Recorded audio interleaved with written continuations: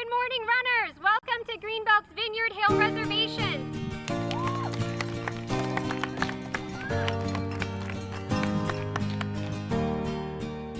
Greenbelt is the land trust for Essex County.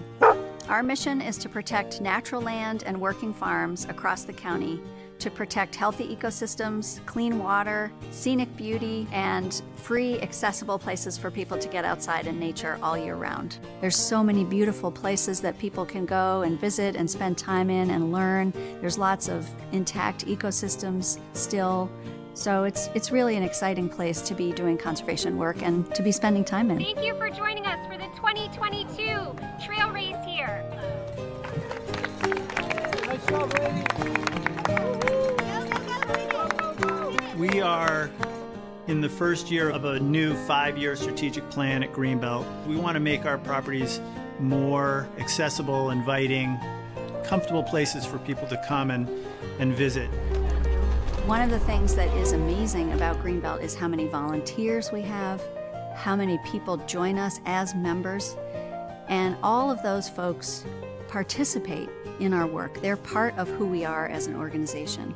We have prioritized making sure that we're serving the entire county, all 34 cities and towns. Land conservation is an important tool in mitigating the effects of climate change. We work with many coastal communities that are facing sea level rise and storm events. Protecting open natural land all across the county is important work. It's wonderful work. We love doing it and we're good at it. And we need your help. I hope that you'll join us, support our organization, and thank you very much.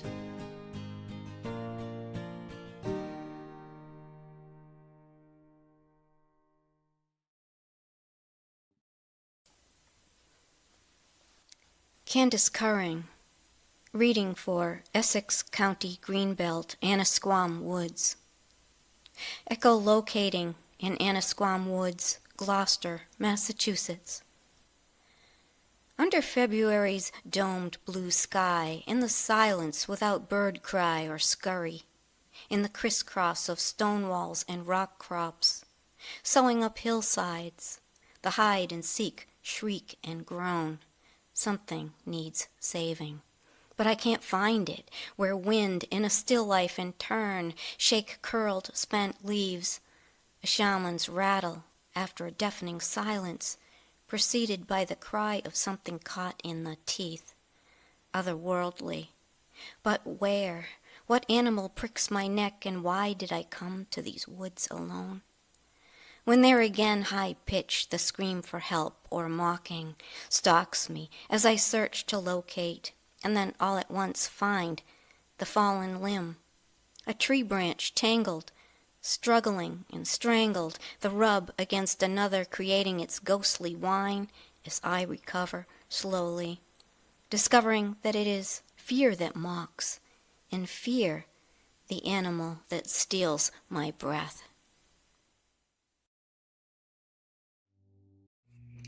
Hello, my name is Hannah Rubin, and I'm going to be reading my poem Little Vines that I wrote for the Essex Greenbelt Land Trust. Little Vines. Green and innocent, they hug the trunk like an affectionate child.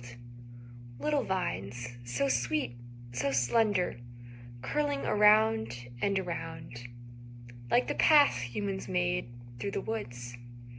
Thin and meandering, crisscrossing itself as if lost or indecisive. As if. Little vines, so thick and lignified, stretching up, squeezing in, stealing nutrients, choking the tree. On the path, footsteps turn to tire tracks. Zoom, zoom, roar the cars as they race forwards. Little vines, so pretty and endearing. Vines like these wouldn't harm a thing. Saltwater survival.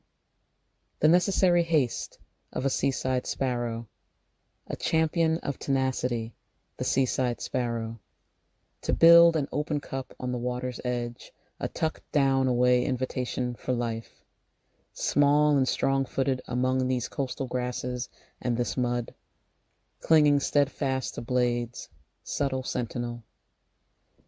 Rasp of a call like it belongs to some other cousin, scampering and scratching in the ooze. Saltwater survival, the seaside sparrow. How bold, a tight open cup on the edge of high tide and the dream of a life.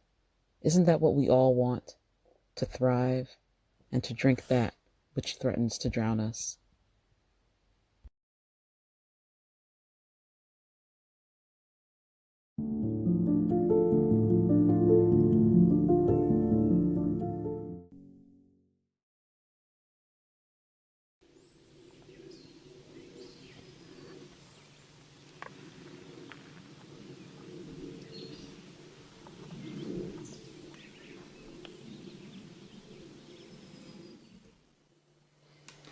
An overlook haiku. For forest bathing, double knot your shoelaces, power off your phone. Bring pens and paper. If you're lucky, perhaps poems will find you waiting. If you ask your dog for a rhyme or metaphor, all he'll do is bark. At the ferry house, he pauses and peers inside to check for squatters. Granite outcroppings where trees cling with roots snaking sideways over stone. Lilliputian cones litter paths beneath hemlocks. You should leave them here. The Squaheek tribe knew that these were sacred spaces no one really owns. The dog lifts his face as the breeze ruffles his ears. No past, only now. But his enemy, the tuxedo cat back home, awaits his return. Each time you come here, you lose something else.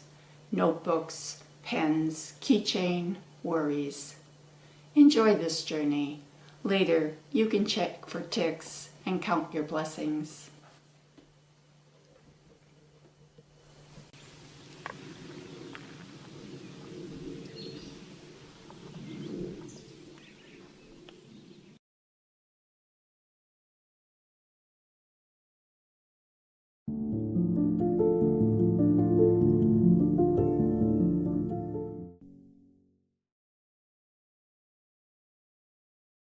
My name is Julie Sumner and I am a poet. So I'm honored to have a few poems in this year's Writing the Land Streamlines edition.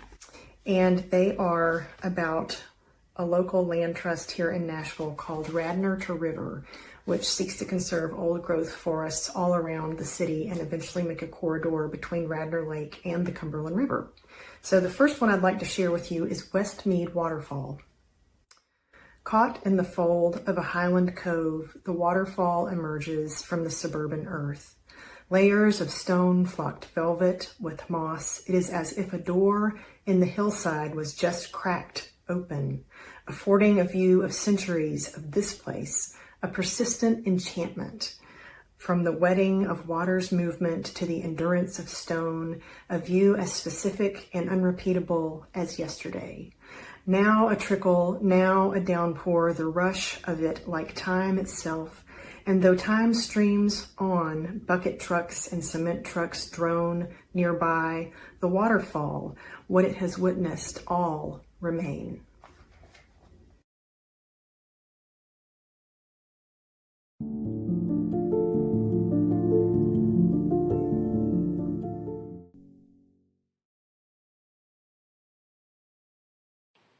This is Alexandra Teague reading Frank Church, River of No Return, Wilderness, Taylor Ranch Variations 1.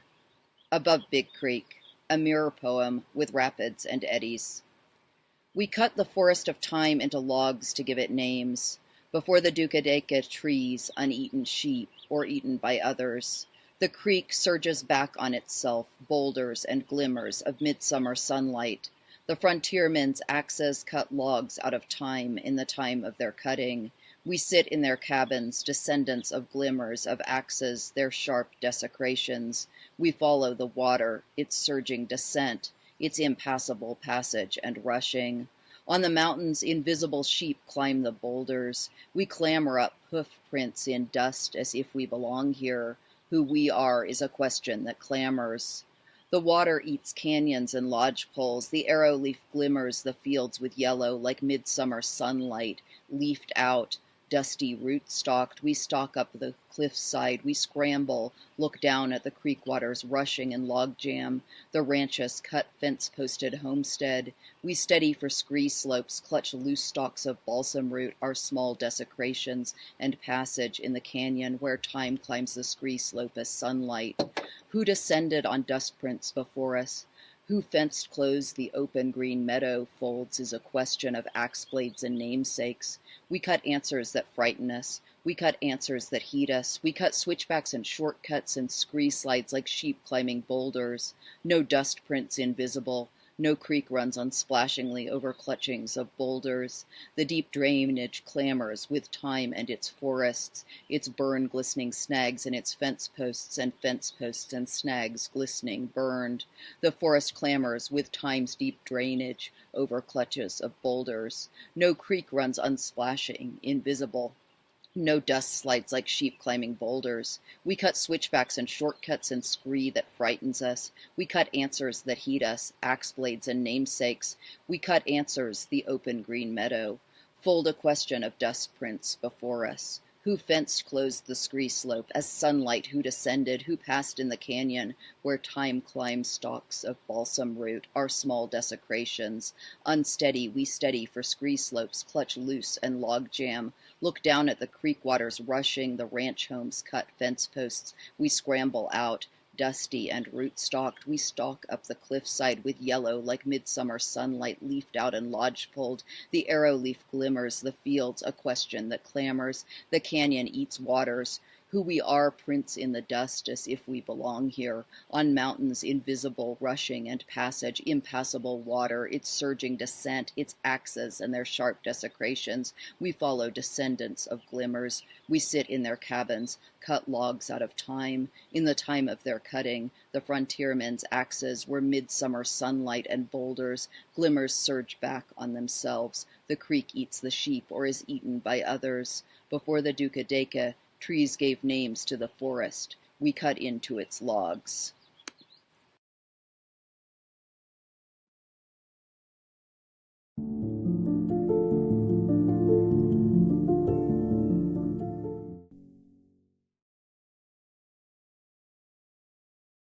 Rhonda Miller here. I'm writing for The Land, 2023. This is Hallowed Ground. Dark streams form trains. Blackbirds and starlings trailed the horizon, east to west. Susurration, murmuration, crescendo from the cattail jungle where nights were spent. They devour spilled crops at sunrise. The Cheyenne called it snow moon, hunger moon. Ride with a great blue heron under a full moon, their screeching, clacking sound at twilight. The off-season, a fierce fight for survival. Water takes refuge in sky, reflects vanquished, barren ground. Hope drifts windward, flutters amid 1,000 geese in winged flight, imprints black against a pink sunrise. Struggling life forms repel against each other, magnified by pools of water. I pause in reflection, a reminder of hallowed ground as seasons cycle round.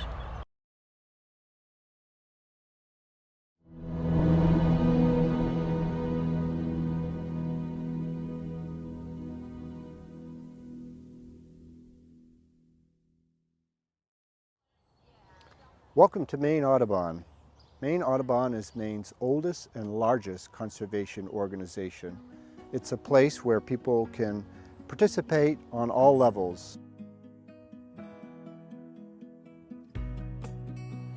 Maine Audubon covers the entire state of Maine. We have 8 sanctuaries. We have 7 chapters across the state.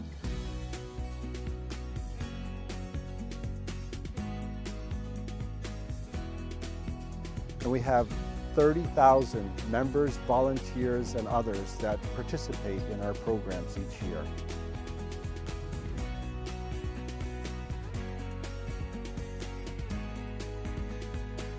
Since we started our loon count, loon populations have doubled. Since we started our piping plover work, we went from 6 nesting pairs to almost 150 nesting pairs.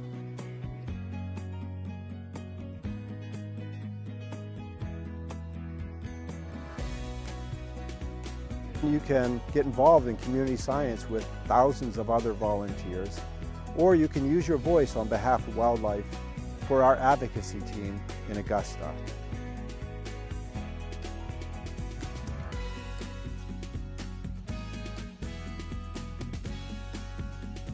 Learn more about the wildlife that surround us here in Maine.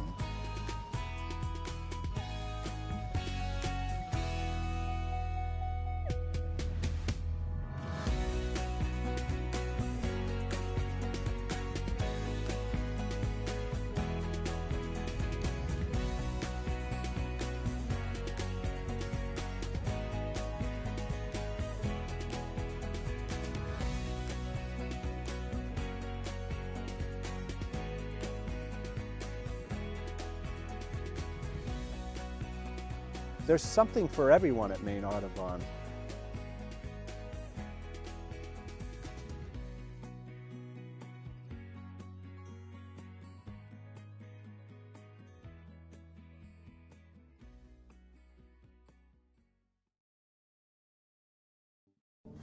Naming it. In my favorite Gary Larson cartoon, a crazed man holds an open paint can in one hand, a dripping brush in the other. He has painted the word dog on his dog, cat on his cat, the house on his house. He's labeled the garbage can in even his own pants and shirt. Now he says, that should clear up a few things around here. Today, I may be that man climbing up Borestone Mountain, naming as much as I can on my ascent. Eastern hemlock, American beech, red-stemmed feather moss, smooth rock tripe, tree lungwort. I see Labrador tea, the tiny shrub that's part of the rhododendron family, which I first saw trembling in a cold early summer wind in Newfoundland last year. I think that this is the language of the forest, and I introduce myself to the flora on my ascent. But this is not their native tongue. Everything I see is nameless and connected. Where does the chaga mushroom begin and the birch bark end? Where does the fallen fir end and the soil begin? The spruce roots wrap the metamorphic rocks and make their own metaphor, telling us that everything holds something else in its own way. Underneath, the roots are touching rock and soil, telling stories in the dark, conducting chemistry experiments without exchanging a word.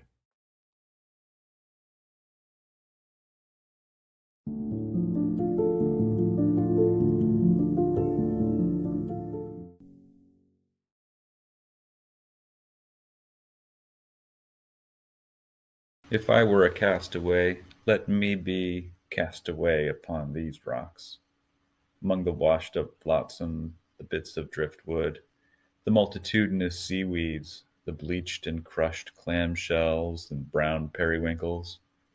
Let me be the barnacle clinging to this stone, or a shard of glass that needs 100 years of tumbling on this shore. 3 gulls squabble over a crab caught in the shallows. The first gull drops her prey, the second gull fumbles it, the third kills the crab, while a black ant traverses a boulder. The horizon, broad, blue, infinite, always curving away.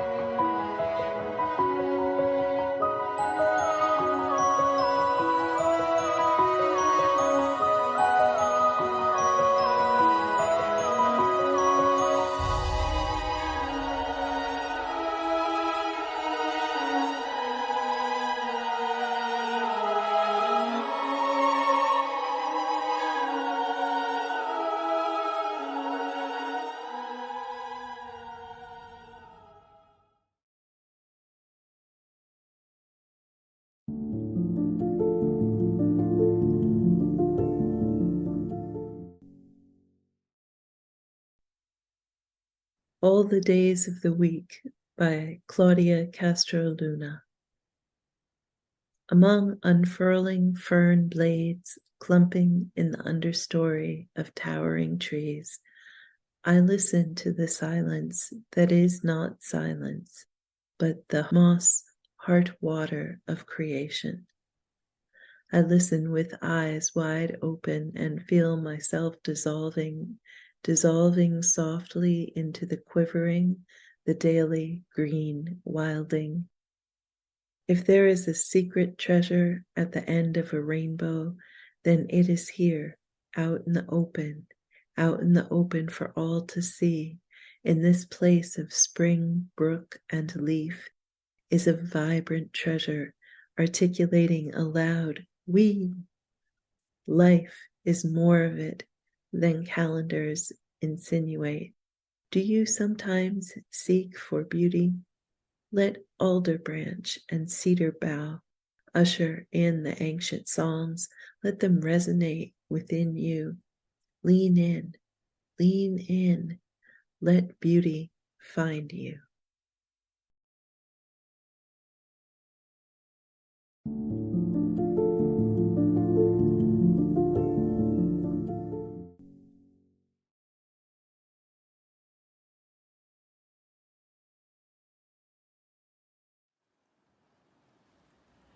Young eye, what do you see when you look through the lace of a dead fan coral? Azure sky, purple cloud pregnant with rain, cobalt of deep current, green curl of shallow wave, stained glass in the church where my father was waked, colors broken, rewoven, light bleeding through. Every tear is a tiny womb that carries a child of grief. All that is, all that was, is transforming, evolving, adapting, becoming petal, becoming breast, becoming cup, becoming boat, becoming fire, becoming smoke. The lost speak in the vireo's voice, their light shining like silver fronds, blessed by the morning sun. They dance in orchid scent, in plumeria. They send dreams. I am flying like a frigate bird above an ocean of endless waves. I am swimming in a cloud of parrotfish inside a cradling sea. The dying whisper through osprey's bone, in the femur of goat, in conk's cracked shell, in coconut husk, in ding of stone on the iron shore. Fragile, fragile, fragile. You have forgotten how fragile you are. The dead ask, how will you walk through the world if you close your ears to our song? How can you live without our grace? The dead and dying say, you will never heal alone. Until you dismantle the wall around your heart, your mourning will be an empty belly, always hungry, always devouring.